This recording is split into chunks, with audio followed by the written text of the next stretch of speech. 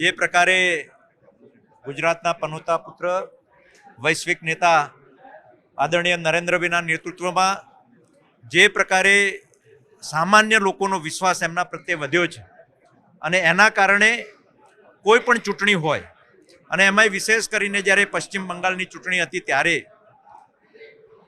એમના મનમાં પણ હતું અને એમને પણ કહ્યું હતું કે હું હવે શપથવિધિમાં આવીશ અને પ્રજાએ વિશ્વાસ મૂક્યો છે અને આજે 200 કરતાં પણ વધુ સીટ સુધી ભારતીય જનતા પાર્ટી આગળ વધી રહી છે એ માન્ય નરેન્દ્રભાઈના નેતૃત્વના કારણે। મહિલા સશક્તિકરણને પ્રાધાન્ય આપ્યું છે ને બંગાળે આ વાતને વધાવી લીધી છે ભારતીય જનતા પાર્ટીની। બિલકુલ વાત સાચી છે। નરેન્દ્રભાઈ મોદીનું કર્તૃત્વ અને નેતૃત્વ શક્તિનો આ વિજય છે અને એમણે સમગ્ર દેશની મહિલાઓને જે રીતે ઉત્કર્ષ અને સશક્તિકરણ માટેના આહ્વાન કર્યું એનો આ વિજય છે। આ ઉપરાંત બંગાળની જનતાની રિયલ જે ભાવના હતી અને હૃદયની જે ભાવના હતી એ મતપેટીમાં પ્રગટ થઈ છે।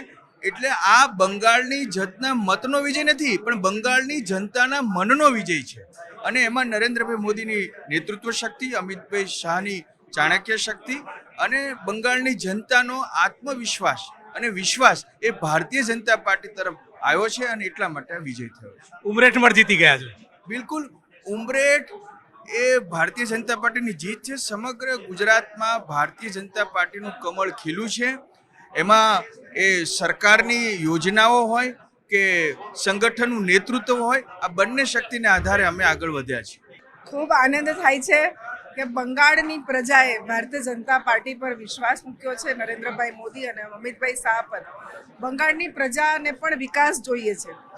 15 વર્ષથી લોકો ત્યાં જે રીતે પરેશાન હતા, આજે બંગાળના લોકોએ વિકાસના મત આપ્યો છે, નરેન્દ્રભાઈ મોદી પર વિશ્વાસ રાખ્યો છે, અમિતભાઈ પર વિશ્વાસ રાખ્યો છે।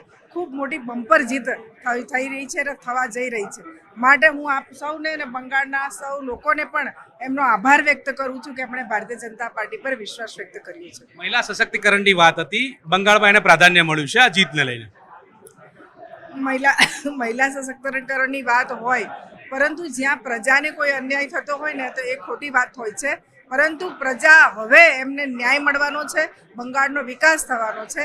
માટે બંગાળની પ્રજાએ જે ભારતીય જનતા પાર્ટી પર વિશ્વાસ મૂક્યો છે એને અમે વધાવીએ છીએ। મહિલા સશક્તિકરણની વાતનો જાદુ જે છે તે બંગાળમાં પણ ચાલ્યો છે। બિલકુલ, શ્યામા પ્રસાદ મુખર્જીનું આ ભવ્ય પશ્ચિમ બંગાળ હતું।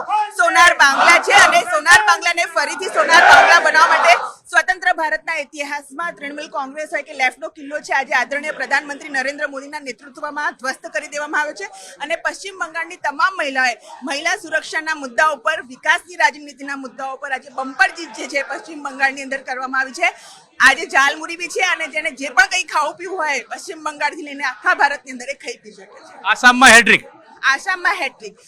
આસામની પણ જ્યારે તમે વાત કરો, જ્યારે તમે નોર્થ ઇસ્ટની વાત કરો તો આ 7 સિસ્ટરને સ્વતંત્ર ભારત પછીથી મુખ્ય ધારામાં જોડવાની જે વિચારસરણી આદરણીય પ્રધાનમંત્રી નરેન્દ્ર મોદી સાહેબની હતી એના તહેત આજે આસામની અંદર પણ તમે જોવા જાઓ તો ફરીથી ભારતીય જનતા પાર્ટીએ વિકાસની રાજનીતિના મુદ્દા સાથે હેટ્રિક લગાવી છે।